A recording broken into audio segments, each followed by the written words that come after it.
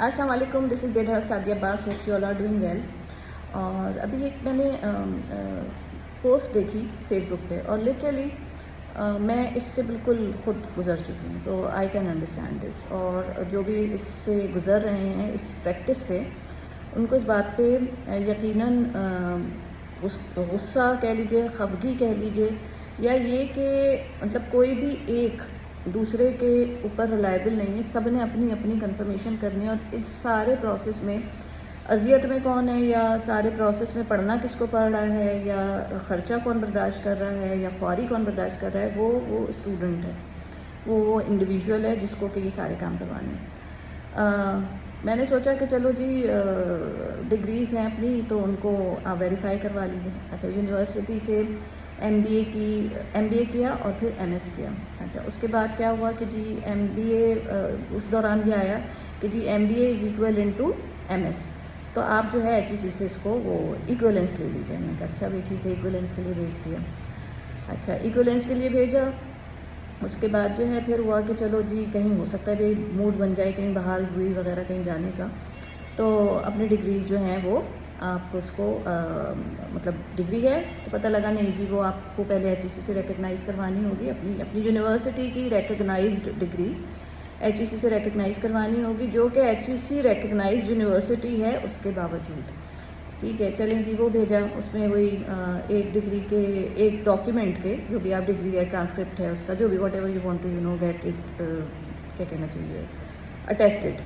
ठीक है, तो वो अटेस्ट करवाए तो उसके 1000 रुपये फ़ीस पर डॉक्यूमेंट, अब आपको जो भी जितने भी करवाने हैं। तो मैंने अपनी लास्ट की 2 डिग्रीज़ और उसके ट्रांसक्रिप्ट्स जो थे वो अटेस्ट करवाए, तो समझे 4000। वो फिर टीसीएस से भेजना होता है तो वो उसका अलग खर्चा। ठीक है, और जाहिर सी बात है पूरे सारे डॉक्यूमेंट्स ओरिजिनल गए हुए होते हैं, तो समझे वो जितने दिन मुझसे वो मेरे डॉक्यूमेंट्स दूर रहे, ऐसा लगा कोई मेरा फेफड़े निकाल के ले गया है, कलेजा निकाल के ले गया कि साथ खैर के वापस आ जाएँ। जितनी मन्नतें मुरादें हो सकती थी वो की गई और खैर से अल्लाह का शुक्र है वो वापस आ गए, अल्लाह का करम है।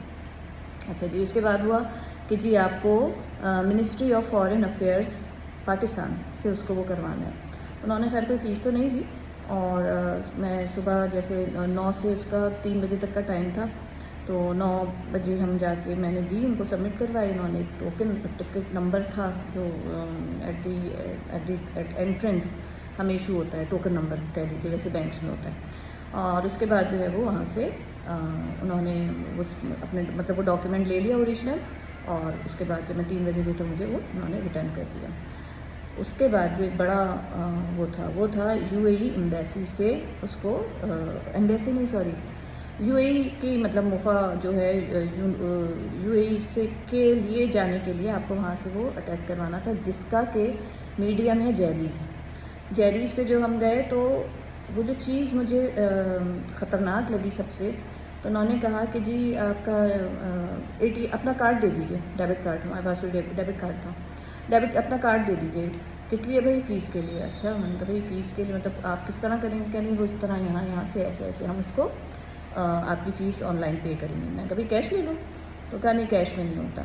तो वो कार्ड और ये वो, तो मैं तो खैर से वहाँ से अपनी सब चीज़ें लेके वापस आ गई। मैंने कहा खैर है, इट्स ओके, ये वाली डिटेल्स देने से बेहतर है। अच्छा, वहाँ मुझे एक लड़का मिला, वो बेचारा वही परेशान हो रहा था, वो था जामशोरों का इंजीनियर, तो उसको अपनी कोई यही वाला डॉक्यूमेंट जो इंजीनियरिंग की डिग्री थी वो अटेस्ट करवानी थी।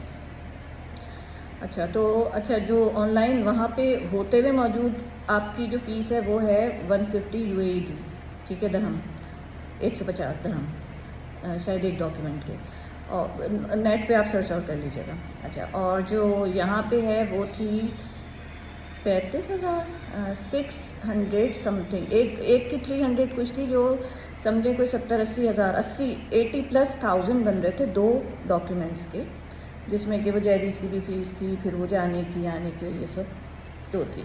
अच्छा, तो समझो कोई 40,000 एक डॉक्यूमेंट के, और लेकिन जो चलो बंदा वो भी जहाँ इतनी जान दे रहा है वो भी कर लेता, लेकिन वो जो ये वाला सिलसिला था कि जी वहाँ पे आपको अपना कार्ड देना है और वो कार्ड के थ्रू पेमेंट करेंगे, तो ये एक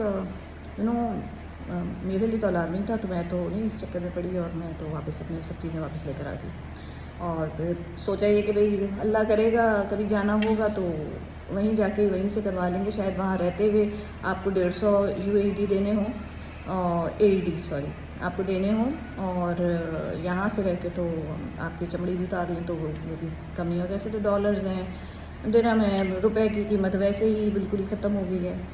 तो ये वाला सिलसिला। लेकिन ये जो है ना कि आपकी डिग्री वेरीफाइड यूनिवर्सिटी से, HEC रिकगनाइज यूनिवर्सिटी की आपकी डिग्री है, फिर वो फिर वापस HEC जाए, आप उसमें पैसे दें, उसके बाद फिर वो आपको यहाँ से वहाँ से, मतलब ये वही वाला सिलसिला होता है कि बच्चा पास करके गया है, अब वो उसने इंटर साइंस कर भी लिया है, तो अब वो पहले वो फ़लाने मेडिकल कॉलेज का भी टेस्ट दे, फ़लाँ करे, मतलब प्रोसेस प्रोसेस प्रोसेस प्रोसेस में ही बंदा पड़ा रहता है, प्रोसेस से निकल ही नहीं पाता।